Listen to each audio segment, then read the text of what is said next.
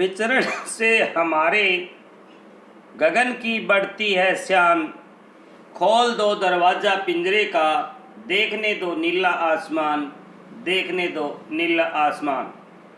नमस्कार विद्यार्थियों, education point Haryanvi में आपका बहुत बहुत स्वागत है।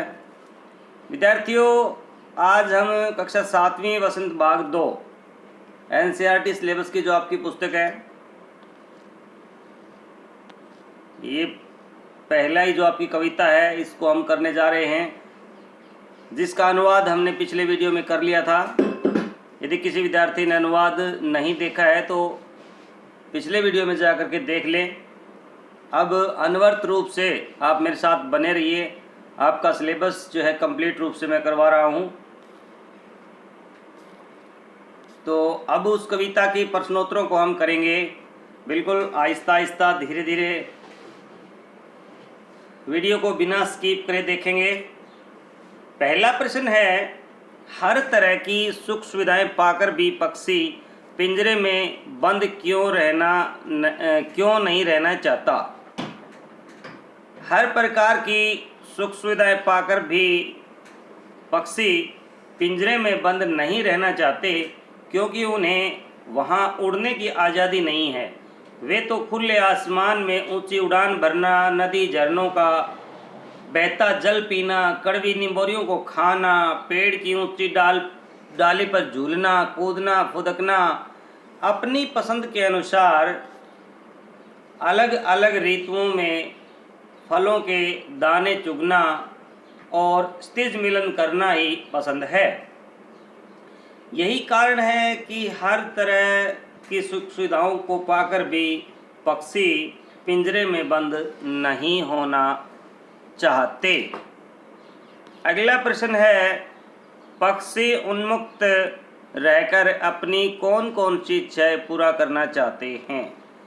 तो पक्षी स्वतंत्र होकर के अपनी इन इच्छाओं को पूरा करना चाहते हैं। सबसे पहले वे खुले आसमान में उड़ना चाहते हैं, वे अपनी गति से उड़ान भरना चाहते हैं, नदी झरनों का बहता जल पीना चाहते हैं, नीम के पेड़ की कड़वी निमोरियाँ खाना चाहते हैं, पेड़ों की सब ऊंची फुनगी पर झूलना चाहते हैं, वे आसमान में ऊंची उड़ान भर करके अनार के दानों रूपी तारों को चुगना चाहते हैं और स्थिज मिलन करना चाहते हैं। प्रश्न नंबर 3 है, भाव स्पष्ट कीजिए कि या तो मिलन स्थिज मिलन बन जाता या तंती सांसों की डोरी। तो इस पंक्ति में कवि पक्षी के माध्यम से कहना चाहता है कि यदि मैं स्वतंत्र होता तो उस असीम स्थिज में से मेरी होड़ हो जाती। मैं इन छोटे छोटे पंखों से उड़कर या तो स्थिज में जाकर के मिल जाता या फिर मेरा प्राणांत हो जाता।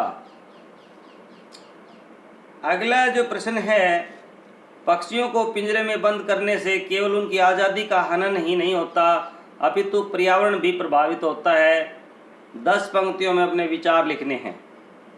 तो भाई, पक्षियों को पिंजरे में बंद करके उनकी आज़ादी का हनन होता ही है, क्योंकि उनकी प्रकृति है उड़ना। पिंजरे में बंद करके हम उन्हें पराधीन बना लेते हैं, गुलाम बना लेते हैं, जिससे उनकी आज़ादी तो समाप्त हो ही जाती है, साथ ही पर्यावरण भी प्रभावित होता है, क्योंकि पर्यावरण को संतुलित करने में भी पक्षियों का सहयोग रहता है।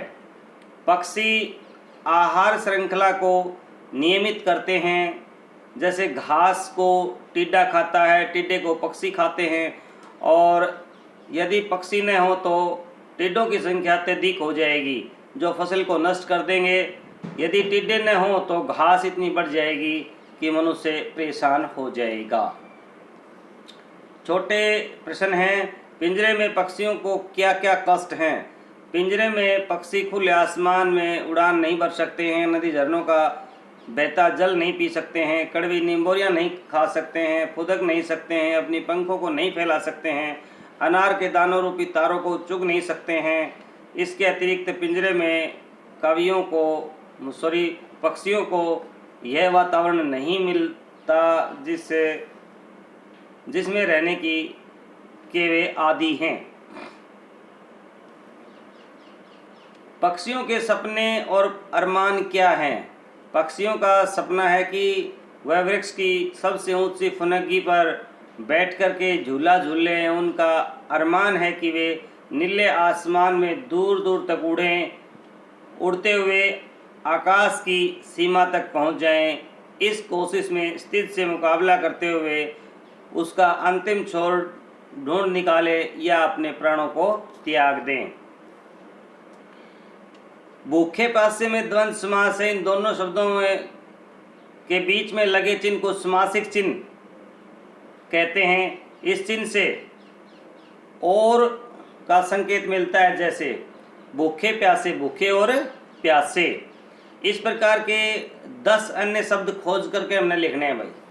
देखो, सुख दुख, सुख और दुख, धूप और छाँव, है ना, खाते और पीते, रात और दिन, हंसते और गाते, पाप और पुण्य, सुबह और शाम, बुरा और भला, सही और गलत, ऊंच और नीच।